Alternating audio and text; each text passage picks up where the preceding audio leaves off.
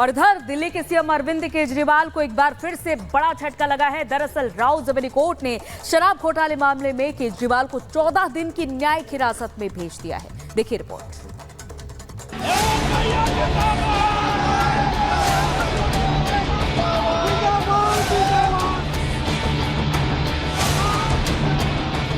इस तस्वीर को देखकर जितनी खुशी झारखंड मुक्ति मोर्चा को नहीं हुई होगी, उससे ज्यादा खुशी रांची से 1300 किलोमीटर दूर झलक रही थी।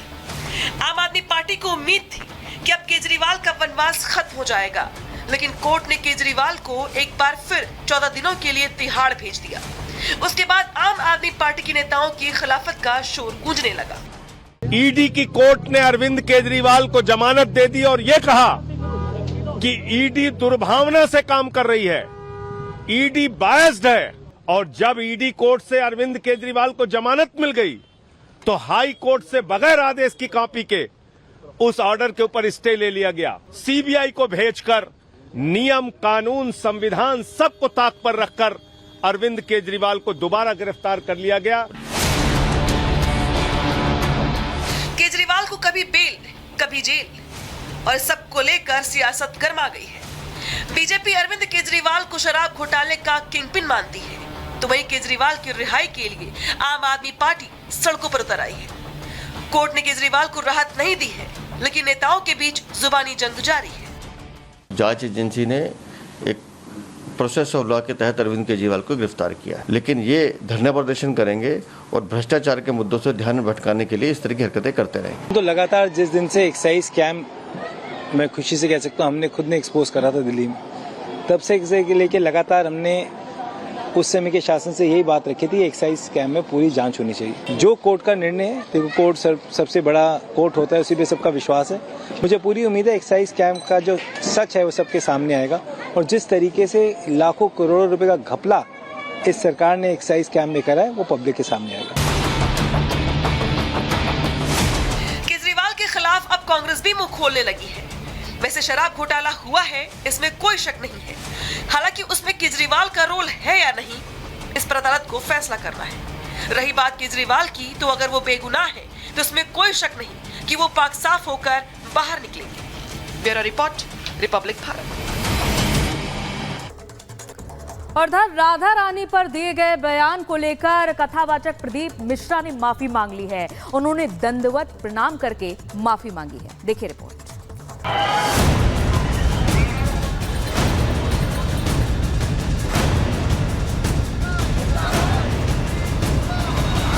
बरसाने की पवित्र भूमि को प्रणाम किया, नमन किया और महारानी जी से माफी मांगी। राधा रानी पर दिए गए विवादित बयान मामले में कथावाचक प्रदीप मिश्रा बुरी तरह फंसते हुए नजर आए।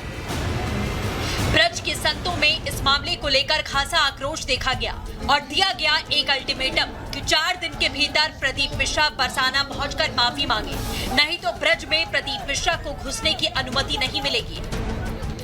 और आखिरकार आज कथावाचक प्रदीप मिश्रा ने बरसाना पहुंचकर श्री जी के चरणों में दंडवत होकर माफी मांगी।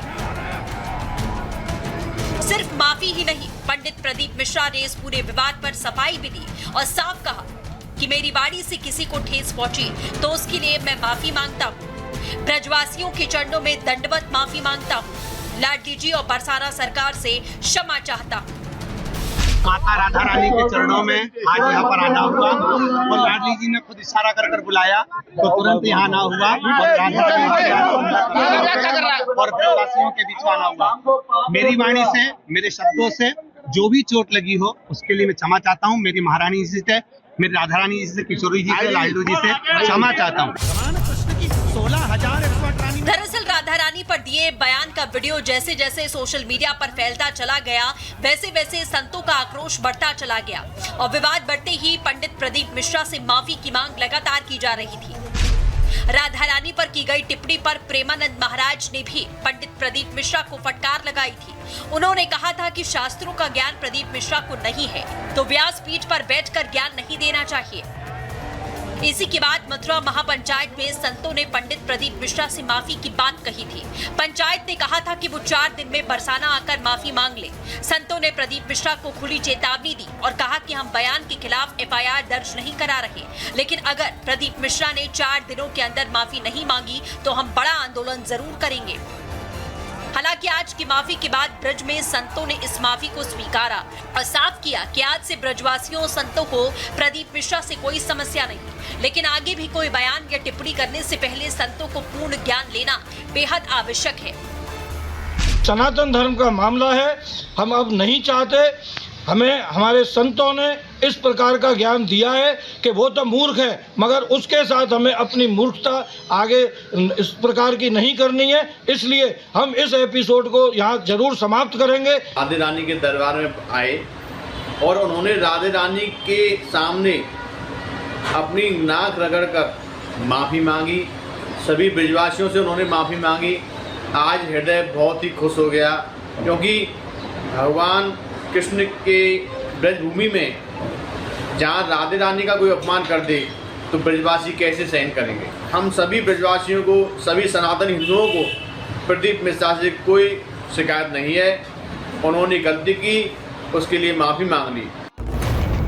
सिर्फ संत ही नहीं बल्कि सारे ब्रज ने प्रदीप मिश्रा के खिलाफ आवाज बुलंद कर माफी मांगने का अल्टीमेटम जारी किया था और अब माफी मांगने के बाद ब्रजवासियों ने साफ कर दिया कि जो हमारी मांग थी वो पूरी की गई।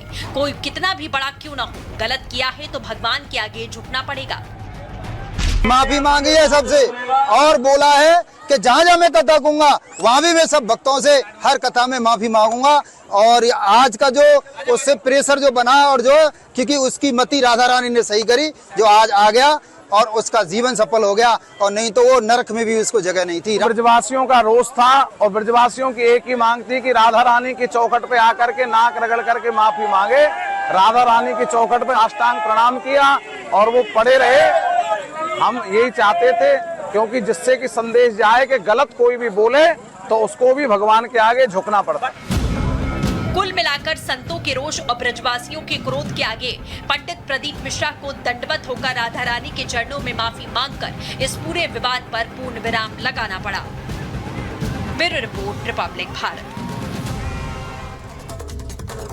और इधर दिल्ली